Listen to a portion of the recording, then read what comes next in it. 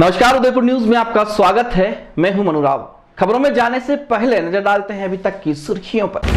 व्यापार में लगाए 70 लाख रुपए का धोखा सहन नहीं कर पाई विधवा। बच्चों के लिए संजोए थे कई सपने, पार्टनर ने हड़प लिया सारा पैसा, दुकान के बाहर ही खाया जहर, हालत गंभीर। चिकित्सकों को नारू की पूंछ निकलने का है इंतजार, रोगी लालू राम को देखने पहुंचा दल, वास्तविकता में क्या है रोग, पुष्टि नहीं।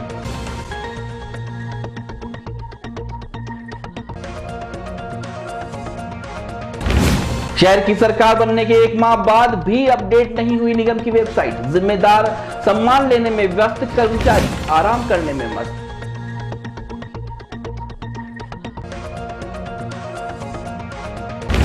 और नाथद्वारा पुलिस ने चोर गिरोह का किया भंडाफोड़, 100 से ज्यादा वारदातें कबूली, कई वाहनों के पुर्जे अलग अलग कर बेच डाले।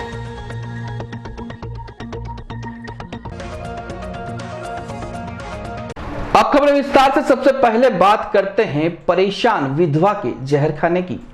2 बेटियों और 1 बेटे के भविष्य को संवारने के लिए जीवन भर की कमाई धोखेबाज को व्यापार के लिए देना एक विधवा को इतना महंगा पड़ा कि नौबत जहर खाने तक आ गई।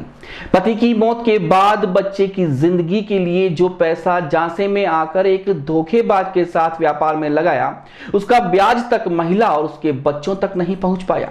यही वजह रही कि शनिवार को महिला अपनी बेटी के साथ धोखेबाज की दुकान पर पहुंची तो आरोपी का साला बहसबाजी करते हुए वहां से भाग गया।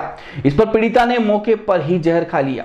जी हां, यह वारदात है सूरजपोल थाना क्षेत्र की, जहां शनिवार को सवीना निवासी केसर कुंवर चंद्रशेखर दशोरा नाम के व्यापारी के यहां अपनी बकाया रकम मांगने गई। पता चला है कि चंद्रशेखर ने लाभ देने के लिए 70 लाख रुपए चेक के जरिए लिए थे, जिसकी बैंक एंट्री भी है, साथ ही लिखा पढ़ी भी की गई थी। लेकिन लंबे समय से चंद्रशेखर ने न तो व्यापार में कोई लाभ दिया, न ही उन्हें पैसा वापस लौटा रहा था। कई बार उसे पैसे वापस लौटाने को कहा भी गया, लेकिन आज तक कोई पैसा नहीं दिया गया। इस मामले में भोपालपुरा थाने में रिपोर्ट भी दी गई, लेकिन पुलिस ने भी कोई कार्रवाई नहीं की। शनिवार को जब केसर कुंवर उनकी पुत्री के साथ चंद्रशेखर से पैसे लेने गई तो वहां मौजूद चंद्रशेखर के साले विजय ने आनाकानी करते हुए वहां से भाग गया, जिसका केसर कुंवर की बेटी ने पीछा भी किया, लेकिन वह पकड़ में नहीं आया। इस दौरान पीछे से केसर कुंवर ने सदमे में आकर जहर खा लिया। मम्मी यहाँ पे पॉइजन खा के अभी मैं लेकर आई हूँ। थोड़ी देर पहले हम सूरजपोल से आ रहे थे, तब उसकी दुकान पे रुके, जिससे हम पेमेंट मांगते विजय से पेमेंट मांगते, तो हम लोग वहाँ गए और वहाँ थोड़ी देर उससे तो बातचीत की, तो वो बदतमीजी करने लगा, मुझ पर हाथ उठाने लगा। तो मम्मी ने उसको एक थप्पड़ मारी और जैसे ही वो भागने लगा तो मैं उसके पीछे दौड़ी। उतनी ही देर में मम्मी ने है ना वहाँ पे पॉइजन पता नहीं वहाँ ही था, तो उन्होंने वहाँ से पी लिया और मैं वहाँ उसको दौड़ने लगी तो वो मिला नहीं है वहाँ। मैं वापस मम्मी को देखने दुकान में आई तो मम्मी वहाँ पॉइजन खा के गिरे हुए थे। मैं उनको लेके भैया से मैंने रिक्वेस्ट की कि वो मुझे हॉस्पिटल तक पहुँचाए। उन्होंने मुझे यहाँ पहुँचाया और अभी मम्मी सीरियस है, मम्मी ना बोल पा रही ना आंखें खोल रही है, उनकी तबीयत कुछ ज़्यादा ही ख़राब है। हम मांगते हैं चंद्रशेखर से हम पैसे मांगते हैं। हमारा 1 करोड़ का से लेन देन है जो पिछले 6 महीने से चल रहा है और इसकी थाने में रिपोर्ट लिखाई गई है हमने, बट इसमें कोई स्ट्रिक्ट एक्शन नहीं लिया गया। और ओम जी जो रिटायर्ड पुलिस ऑफिसर है और एक राजेश विजय करके, उन्होंने ये राजीव जोशी जो पुलिस ऑफिसर है, उन्होंने है ना हमारा केस आगे फाइल कर लिया। वो हमें ना कुछ कार्रवाई करने दे रहे हैं, ना पुलिस वाले की तरफ से हमें कोई रेस्पॉन्स आ रहा है। हम रोज़ इसके खिलाफ जा रहे हैं, पुलिस ऑफिसर से मिल रहे हैं, बट उन्होंने हमें ऐसा कोई रेस्पॉन्स नहीं। आपका मम्मी का नाम क्या है, वो जिनके साथ ये हुई? मेरी मम्मी का नाम केसर कुंवर नरुका है और जिससे लेन देन है वो चंद्रशेखर। किस चीज़ को लेकर लेन देन किया आपने? हमने ये उनके दुकान के नाम पे हमारी बातचीत हो रही थी और उन्होंने हमसे लिखा पढ़ी की है। 70 लाख हमने उनके कैश और चेक के द्वारा वाइट एंट्री दी गई है बैंक से। जी, अब आप क्या चाह रहे हैं मांग? हमें ये चाहिए कि बस हमारा जैसे तैसे कि उच्च अधिकारी के पास जाए और बोलो। जांच पड़ताल करें। हमारा केस कुछ अधिकारी जांच करे इस पर और कुछ ज़्यादा से ज़्यादा जल्दी मेरी मम्मी के खिलाफ एक्शन लिया जाए कि हमें कुछ ज़्यादा पैसों की ज़रूरत है, जिसे मम्मी ने लेके दिया है और जो गोल्ड लोन की तरफ से हमने जो पैसे लेके दिए वो हमें जल्दी मिले। उदयपुर में नगर निगम का बोर्ड बने हुए 1 महीने से भी ज्यादा का समय हो चुका है। नए महापौर जीएस टांक बने हैं, वहीं उप महापौर पारस सिंघवी हैं।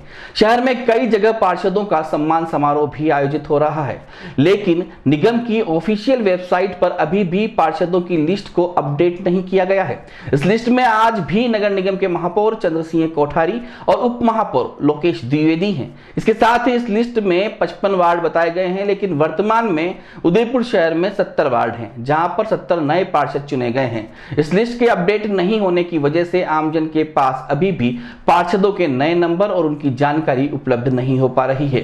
निगम को चाहिए कि इस ओर भी ध्यान दे और जल्द ही अपनी वेबसाइट पर अपडेट लिस्ट डालें। राज्य सरकार द्वारा वर्ष 1997 में नारू रोग के उन्मूलन किए जाने के बाद अब एक बार फिर उदयपुर जिले में नारू रोग का संदिग्ध रोगी सामने आया है।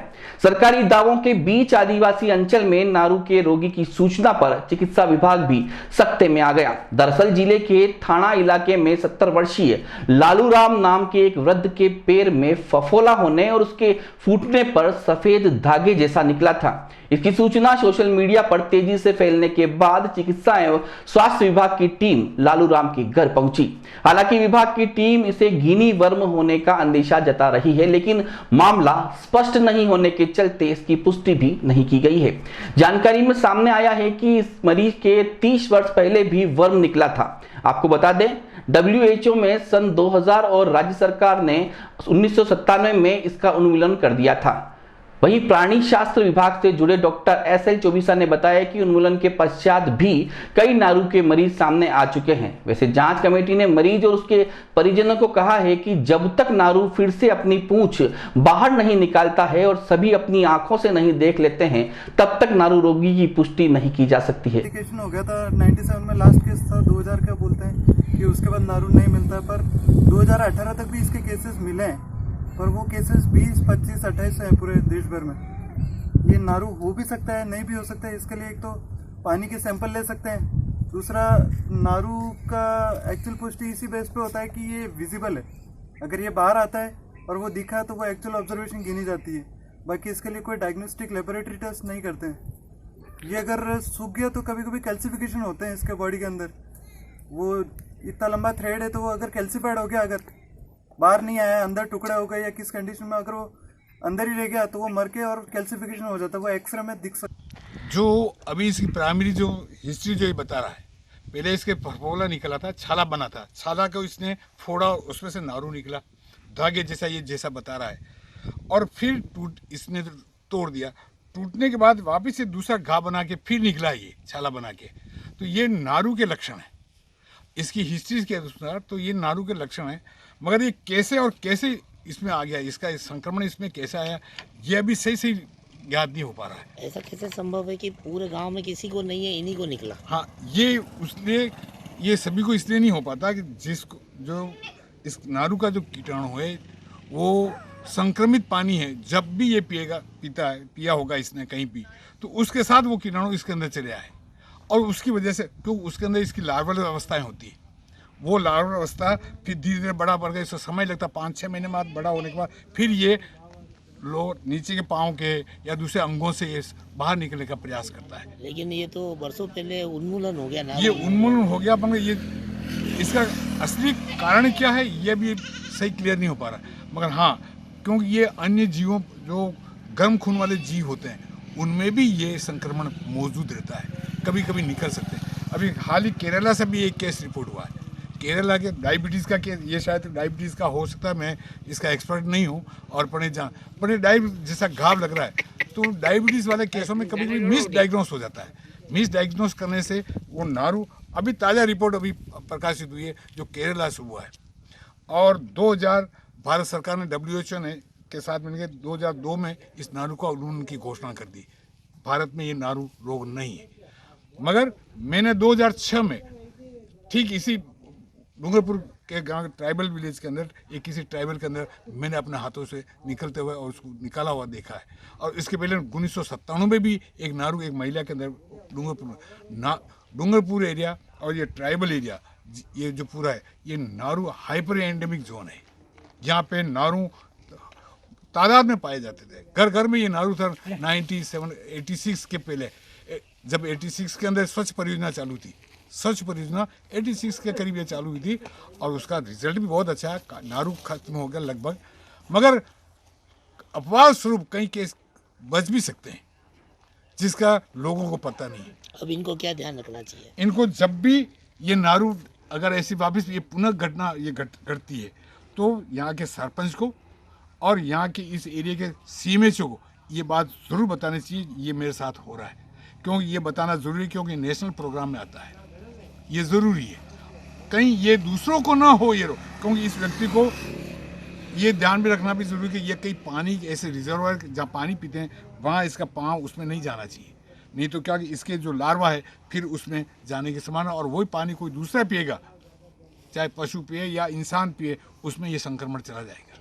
तो इसलिए इसको सावधानी आप लोग परिवार के सदस्य भी बताएं इसको कि जब भी ऐसा निकले आप आपके गांव के मुखिया को बताएं और यहाँ के सीएमएचओ जो मेडिकल डिपार्टमेंट या बड़े डॉक्टर को है उनको बताएं और इसकी सूचना दें। उदयपुर में आयोजित हो रहे बर्ड फेस्टिवल के दूसरे दिन शनिवार को स्कूली बच्चों को फील्ड विजिट कराई गई। इस दौरान बच्चों को अलग अलग जलाशयों के समीप ले जाकर पक्षियों की अटखेलियों से रूबरू करवाया गया। 5 अलग अलग टीमें बनाई गई जो उदयपुर के आसपास के क्षेत्र में बने ऐसे जलाशयों पर पहुंची जहां पक्षियों की संख्या काफी ज्यादा मात्रा में थी। स्कूली बच्चों के साथ पक्षी प्रेमी और वन विभाग के अधिकारी भी वहां मौजूद रहे, जिन्होंने दूरबीन की सहायता से बच्चों को बर्ड वॉचिंग करवाई। अलग अलग प्रजाति के पक्षियों को एक साथ देखकर स्कूली बच्चे भी खासे खुश नजर आए।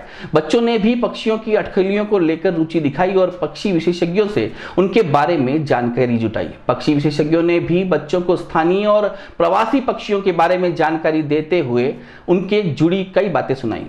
विजय कुमार यादव बच्चों को बर्डिंग करा रहे हैं।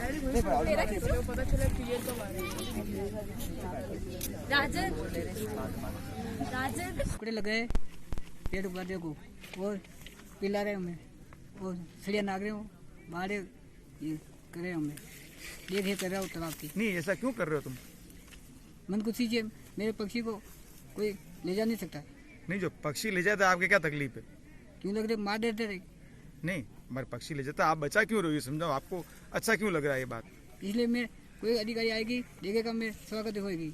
स्वागत उनके स्वागत के लिए कर रहे हो? हाँ। अच्छा। बर्ड फेस्टिवल के 6ठे साल के अंदर हम इस सुंदर सी झील सुरम्य झील पे आए हैं और सामने क्रॉन्च पक्षी का पूरा परिवार को देखकर हम बहुत प्रफुल्लित हो रहे हैं और इनके उड़ते हुए क्रम को देख के बहुत प्रफुल्लित हैं।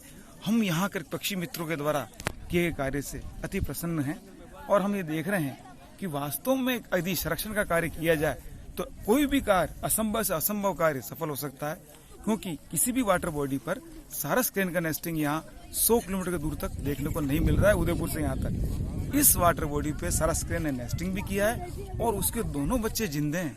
यह दिखाता है कि यह एक बहुत ही आदर्श तालाब है जो पक्षियों के संरक्षण के लिए बहुत ही अनुकूल है। बर्ड फेस्टिवल के सेकंड दिन हमें फील्ड विजिट पे ले गए। आज सबसे पहले बड़वे ले गए थे, वहाँ पे हमने वो 12 हेडेड गीज देखे थे, उनका समूह देखा था, वो बहुत शानदार लगा। और वहाँ के लोगों ने जो गांव के लिए वो जो संघर्ष करके उस तालाब को बचाया है, उससे हमें प्रेरणा मिली है कि हम भी कुछ प्रकृति के लिए करें, जुड़ेंगे तो हमारा फायदा होगा। फिर उसके बाद हम वहाँ पे बहुत सारी प्रजाति देखी। उसके बाद हम आए किशनकरी तालाब, जहाँ से जिसमें यहाँ पे ग्रास लैंड है वहाँ पे, और स्पून बिल बहुत सारे हैं। स्पून बिल वहाँ बड़वे में नेस्टिंग करते हैं और यहाँ पे फ्लाइटिंग करते हैं। और जो ग्रास लैंड है यहाँ पे उदयपुर से लगाकर चित्तौड़गढ़ में सिर्फ एक ही जगह है जहाँ पे सारस क्रेन पाए जाते हैं। तो क्रॉन्च उदयपुर न्यूज में अभी वक्त एक छोटे से ब्रेक का, कहीं मत जाइएगा। ब्रेक के बाद बात करेंगे कुछ और खबरों की। उस दिन तो मैं डर ही गई थी। रात के 1 बजे मैं कहाँ जाऊं? काफी भीड़ भी जमा हो गई थी। भीड़ में से किसी ने मुझे GBH ट्रोमा इमरजेंसी का कार्ड दिया। मैंने वहाँ फोन किया, सिर्फ एक कॉल करने से तुरंत एम्बुलेंस आ गई। वहाँ के डॉक्टर, नर्स और स्टाफ ने ऐसे संभाला कि मुझे कुछ पता ही नहीं चला। उफ पापा, क्या बोलूं। उसके बाद नर्स ने जब मेरे कंधे पर हाथ रखा तो मुझे एक भरोसा मिला। पापा, सिर्फ एक सलाह ने सब कुछ पहले जैसा ठीक कर दिया। तू तो पागल है। पापा, आप ही तो हो हमारे सब कुछ।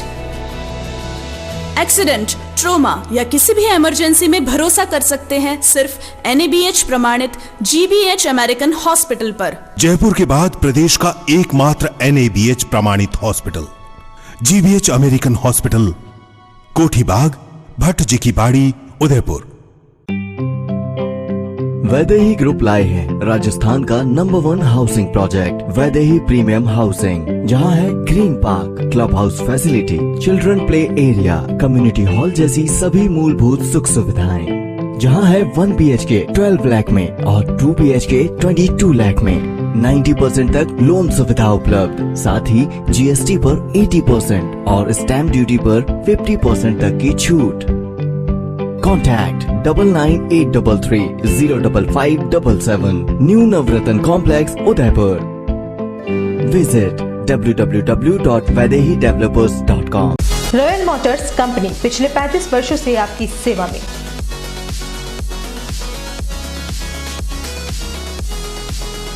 हीरो मोटोकॉर्प का सबसे बड़ा व विस्तृत शोरूम एवं वर्कशॉप,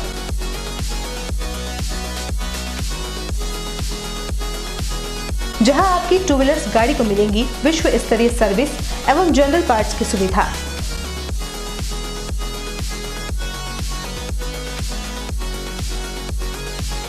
हीरो मोटोकॉर्प के सभी मॉडल सभी रंगों में उपलब्ध।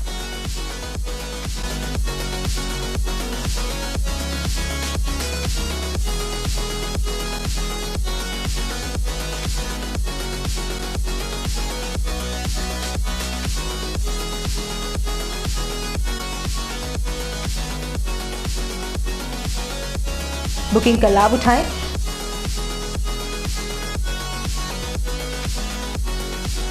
Royal motors company 57 Panchvati Udaipur. Phone number 02942426-838।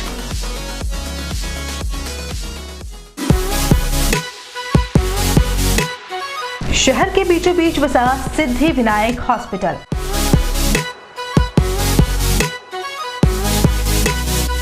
आपातकालीन सेवा एवं सभी प्रकार की जांचों की सुविधा के साथ सर्वोत्तम इलाज एवं देखभाल जो देती है आपको एक विश्वास।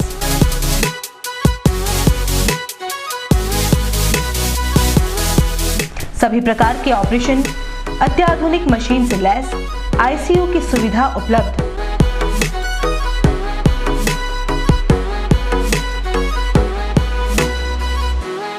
आपके विश्वास एवं मुस्कान पर खरा उतरना ही हमारा धैर्य।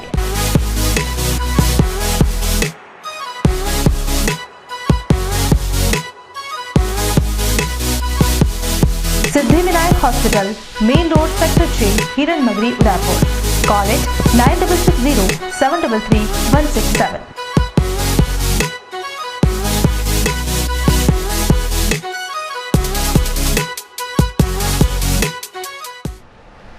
एक बार फिर से स्वागत है आपका उदयपुर न्यूज में।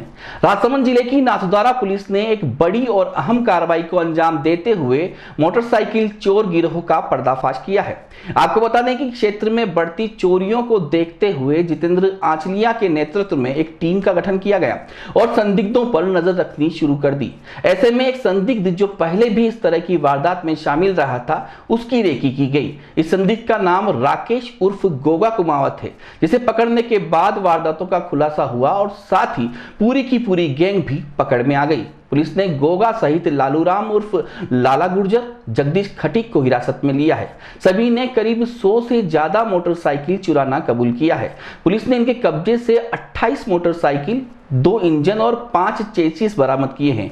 बाकी मोटरसाइकिल को आरोपियों ने काट कर स्क्रैप में बेच दिया है। के अंदर बढ़ती हुई मोटरसाइकिल चोरी घटनाओं को देखते हुए स्पेशली नाथद्वारा में पिछले साल 91 मोटरसाइकिलें यहाँ से चोरी हुई, तो इसमें SHO नाथद्वारा श्री जितेंद्र आंचलिया जी के नेतृत्व में एक टीम का गठन किया गया था। इस टीम ने कार्रवाई करके एक 4-5 सदस्यों की गैंग को पकड़ा, जिसमें से 3 सदस्य राकेश कुमावत कांकरोली के रहने वाले, लालाराम गुर्जर और जगदीश खटीक, इन तीनों को गिरफ्तार किया। इनसे इन्होंने अभी तक 28 मोटरसाइकिलें, 5 चेसिस और 2 इंजन बरामद किए हैं। इनका चौथा साथी अशोक कुमावत जो कि अभी फरार है, उसके पास भी 15 से 20 मोटरसाइकिल होने की संभावना है। इसके अतिरिक्त इन्होंने शेष जो बची 100 करीब वारदातें कबूल करनी है, जो कि कांकरोली, राजनगर, नाथद्वारा, सुखेर, अम्बा माता, इन सब जगहों से लगभग मोटरसाइकिल चुराते थे। पिछले 1-1.5 वर्ष के अंदर इन्होंने 100 के करीब मोटरसाइकिलें चुराई हैं वहाँ से। इसमें 35 मोटरसाइकिलें रिकवर हुई हैं, 15 अभी होने की संभावना है और 50 मोटरसाइकिलें कह रहे हैं करीब इन्होंने स्क्रैप में काट के बेच दी है।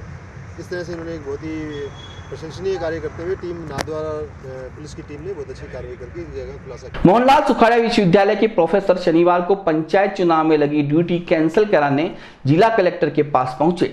सुखाड़िया विश्वविद्यालय टीचर्स एसोसिएशन के सदस्यों का कहना है कि पंचायत चुनाव में उनकी ड्यूटी तो लगा दी है, लेकिन सभी सदस्य किसी न किसी पार्टी से जुड़े हुए हैं।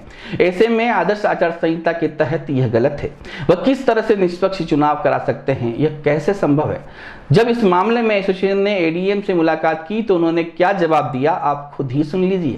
तो एक्शन लेंगे, तो वो हमें एक्शन भी नहीं करवाना, हम तो जो ट्रांसपेरेंसी बता रहे हैं। जी मैं डॉक्टर गिरिराज सिंह चौहान हूँ और मैं सुखाड़िया यूनिवर्सिटी टीचर एसोसिएशन का सचिव हूँ और हम सब लोग सुखाड़िया यूनिवर्सिटी टीचर एसोसिएशन के बैनर के अंतर्गत यहाँ ज़िला कलेक्टर महोदया को ज्ञापन देने आए थे। ज्ञापन इस बात पर था कि हम लोगों की चुनाव में सेक्टरल मजिस्ट्रेट ग्रुप में ड्यूटी लगी है सारे टीचर्स की। हमारा यूनिवर्सिटी एक्ट ये कहता है कि हम सक्रिय रूप से राजनीति में भाग ले सकते हैं और यहाँ पर जितने भी टीचर्स आए जिनकी ड्यूटी लगी है वे सारे लोग कहीं न कहीं सक्रिय रूप से राजनीतिक दलों से जुड़े हुए हैं, राजनीतिक दलों और उनके आनुषंगिक संगठनों के पदाधिकारी हैं। अगर हमारी ड्यूटी लगती है तो हमें ऐसा लगता है कि वह आदर्श आचार संहिता का उल्लंघन है और साथ ही जो निर्वाचन आयोग का फ्री एंड फेयर इलेक्शन कराने का जो एक स्पिरिट है कहीं न कहीं वे उसके भी खिलाफ है। तो हमने इस बाबत में ज़िला कलेक्टर महोदय से मिलने की गुजारिश की थी, हालांकि उन्होंने मिलने से मना कर दिया। हमने एडीएम साहब से मिले हमने उनको ज्ञापन दिया है। एडीएम साहब ने कहा है कि उन्होंने थोड़ी सी धमकी भरे शब्दों में ये कहा है कि मैं सबको गुजरात बॉर्डर भेज दूंगा। एक आरएस अधिकारी प्रशासनिक अधिकारी से बातें शोभा नहीं देती। हम लोग यूनिवर्सिटी के जिम्मेदार लोग हैं, टीचर्स हैं, हम लोग देश के भविष्य का निर्माण करते हैं। अगर हमारे साथ इस तरह का बर्ताव होगा तो ये ठीक बात नहीं है। लोकतंत्र में सभी को बात रखने का अधिकार है और अगर हमारी बात को सुना जाए तो वो ज़्यादा बेहतर होगा। आगे क्या रुक रहेगा अगर बात नहीं मानी जाती आपको? देखिए, हम लोग इसके बारे में हमारे कुलपति और रजिस्ट्रार से भी बात करेंगे और अभी हम और विचार विमर्श करेंगे कि हमें 13 तारीख को जो हम मीटिंग अटेंड करनी है वो करनी है नहीं करनी है, क्योंकि ये सुखाड़िया यूनिवर्सिटी की जो एक्ट है उसका ग्रॉस वायलेशन है, यूनिवर्सिटी की ऑटोनॉमी का भी ग्रॉस वायलेशन है। ठीक, थैंक यू। उदयपुर के राजकीय आदर्श विद्यालय बलीचा में शनिवार को कैरियर डे मनाया गया, जिसमें स्वामी विवेकानंद के जीवन चरित्र से जुड़ी तस्वीरों की प्रदर्शनी लगाई गई और विद्यालय के सभी बालक बालिकाओं को यह प्रदर्शनी बताते हुए स्वामी विवेकानंद के जीवन चरित्र के बारे में बताया गया। आपको बता दें कि विवेकानंद जयंती के उपलक्ष्य में हर विद्यालय में कैरियर डे मनाया जाता है, जो कि इस वर्ष रविवार को आ रहा है, लेकिन विद्यालय प्रबंधन द्वारा रविवार का अवकाश होने के कारण इस त्योहार को शनिवार को ही मना लिया गया। कार्यक्रम के दौरान रामकृष्ण सेवा समिति के बीपी पालीवाल ने तेल चित्र साहित्य एवं चलचित्र के माध्यम से स्वामी विवेकानंद के जीवन व्रत से संबंधित व्याख्यान दिए। कार्यक्रम में पैसिफिक इंजीनियरिंग कॉलेज के जेकब जॉन, अनुष्का विधि महाविद्यालय की दिल्ली शाखा के प्रतियोगी परीक्षाओं के प्राध्यापक प्रणय जैन के साथ ही शहर के जाने माने वैद्य शोभालाल उदिच ने विद्यालय के बालक बालिकाओं को अपना कैरियर बनाने के लिए और अपने लक्ष्य प्राप्ति के लिए कठोर परिश्रम करते हुए ईमानदारी पूर्वक अपना जीवन यापन करने की सलाह दी। अखिल भारतीय क्षत्रिय महासभा की ओर से 14 जनवरी को बीएन संस्थान के प्रताप चौक में क्षत्रिय प्रतिभा सम्मान समारोह आयोजित किया जा रहा है। इस समारोह में मुख्य अतिथि जल शक्ति सेवक गजेंद्र सिंह शेखावत शिरकत करेंगे। यह जानकारी शनिवार को महासभा की ओर से आयोजित पत्रकार वार्ता में पदाधिकारियों ने दी। संयोजक ने बताया कि समारोह में करीब 101 प्रतिभा को सम्मानित किया जाएगा, जो कि विभिन्न क्षेत्रों में अपनी पहचान रखते हैं। कार्यक्रम की अध्यक्षता महंत गुरु मां भुवनेश्वरी पूरी करेगी। इस अवसर पर विशिष्ट अतिथि वल्लभनगर विधायक गजेंद्र सिंह शेखावत होंगे। समारोह की संयोजक भवानी सिंह तान ने बताया कि समाज की प्रतिभाओं द्वारा विभिन्न क्षेत्रों में उत्कृष्ट कार्य करने हेतु 15 वर्गों में वर्गीकृत कर सम्मानित किया जाएगा। बेटी बचाओ, बेटी पढ़ाओ और बेटी बढ़ाओ के स्लोगन को सार्थक करते हुए उदयपुर के एक बाल चिकित्सक ने देशव्यापी प्रचार प्रसार करने की ठानी है। शिशु रोग विशेषज्ञ डॉक्टर देवेंद्र सरीन द्वारा बताए गए इस विशेष जागरूकता पोस्टर का विमोचन हाल ही में इंदौर में हुए एक राष्ट्रीय सम्मेलन में किया गया। आम जन तक बेटियों को भी बेटों के समान हक दिलाने के मकसद से डॉक्टर सरीन ने यह बीड़ा उठाया है। ऐसे में अब हर शहर में इस पोस्टर को पहुंचाकर बेटियों की अहमियत से रूबरू कराने की पूरी कोशिश होगी। डॉक्टर सरीन का मानना है कि भारत में लगातार बेटियों के प्रति पेरेंट्स के नजरिए में विस्तार हुआ है, लेकिन आज भी एक बड़ा वर्ग बेटियों को अपनाने से हिचक महसूस करता है। विभिन्न कार्यशालाओं के साथ ही ऑनलाइन माध्यमों से बेटी बचाने की जन जागरूकता की पूरी कोशिश रहेगी। अभी हाल ही में इंदौर में शिशु रोग विशेषज्ञों का 57वां वार्षिक अधिवेशन हुआ। इसके इनॉग्रल फंक्शन में मैंने जो पोस्टर बनाया था, बेटी बचाओ बढ़ाओ पढ़ाओ, सेव द गर्ल चाइल्ड, इसका ऑफिशियली विमोचन हुआ। इस पोस्टर में हमने जनसाधारण के लिए हमने यह बताया है कि जो हमारी बेटियां हैं उनको हम बचाएं, उनको आगे पढ़ाएं और इसी तरह उनको आगे बढ़ाएं। तो बेटियों को बचाने के लिए भ्रूण हत्या ख़त्म होनी जानी चाहिए, कोई सेक्स डिस्क्रिमिनेशन नहीं होना चाहिए, और जब बेटियां होती हैं उनको बेटों की तरह ही लालन पोषण करें, उन्हें आगे तक पढ़ाएं और जो उस फील्ड में वो आगे बढ़ना चाहें उस फील्ड में आगे बढ़ने के लिए पूरी सुविधाएं दें। और इसका जो है, ये जो हमारा ध्येय है, इसको हम जन जन तक पहुंचाने का प्रयास करेंगे इस पोस्टर के द्वारा। जो हमारे ग्रामीण क्षेत्रों में है, आदिवासी क्षेत्रों में जो जनता है, उसको हम इसके बारे में जो अनभिज्ञता है उसको दूर कर इसके बारे में उनको पूरी जानकारी देना चाहेंगे। यही विशेषता इस पोस्टर को लाने का मकसद है। चलते चलते एक बार फिर से नजर डालते हैं अभी तक की सुर्खियों पर। व्यापार में लगाए 70 लाख रुपए का धोखा सहन नहीं कर पाई विधवा, बच्चों के लिए संजोए थे कई सपने, पार्टनर ने हड़प लिया सारा पैसा, दुकान के बाहर ही खाया जहर, हालत गंभीर। चिकित्सकों को नारू की पूंछ निकलने का है इंतजार, रोगी लालू राम को देखने पहुंचा दल, वास्तविकता में क्या है रोग, पुष्टि नहीं।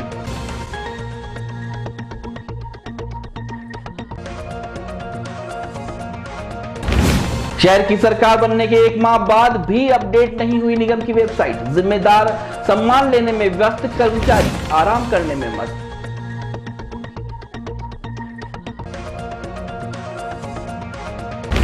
और नाथद्वारा पुलिस ने चोर गिरोह का किया भंडाफोड़, 100 से ज्यादा वारदातें कबूली, कई वाहनों के पुर्जे अलग अलग कर बेच डाले।